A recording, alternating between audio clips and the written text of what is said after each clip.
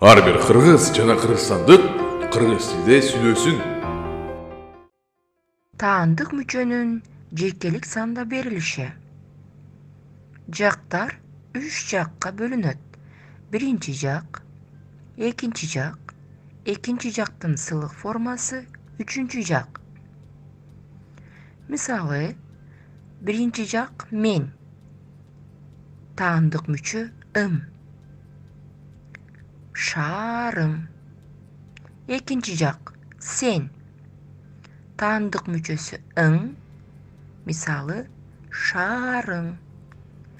Экинчи жактын сылык формасы сиз.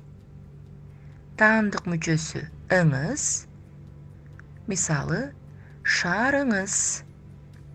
Үчүнчү жак ал. Таандык мүчөсү ы. Мисалы, шаары.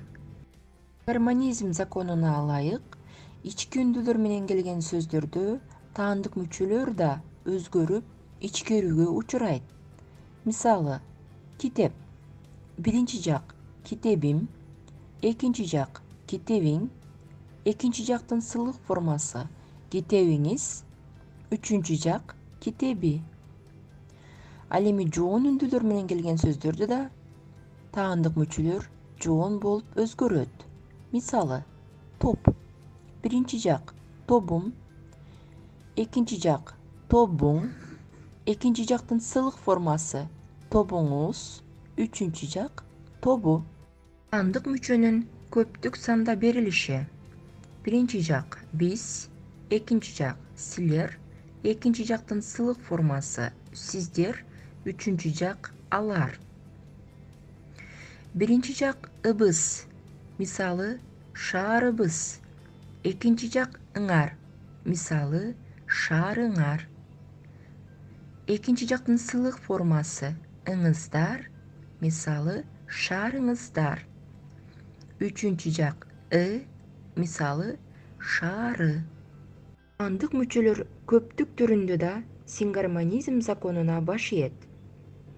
Мисалы, ички үндүүлөр менен келгенде таандык мүчөлөр ичкерип, биринчи жак китебибиз, экинчи жак китебиңер, экинчи жактын сылык формасы китебиңиздер, үчүнчү жак китеби болуп айтылат.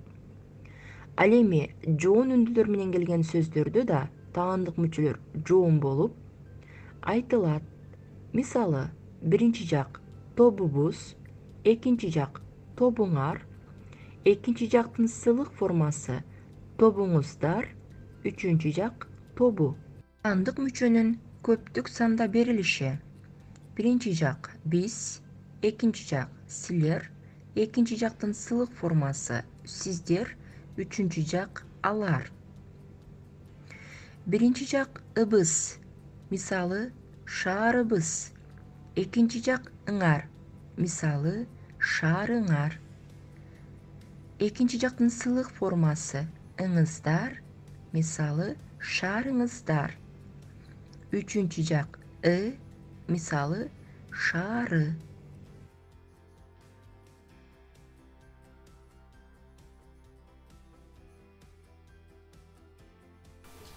Эмки саакта жолугушабыз.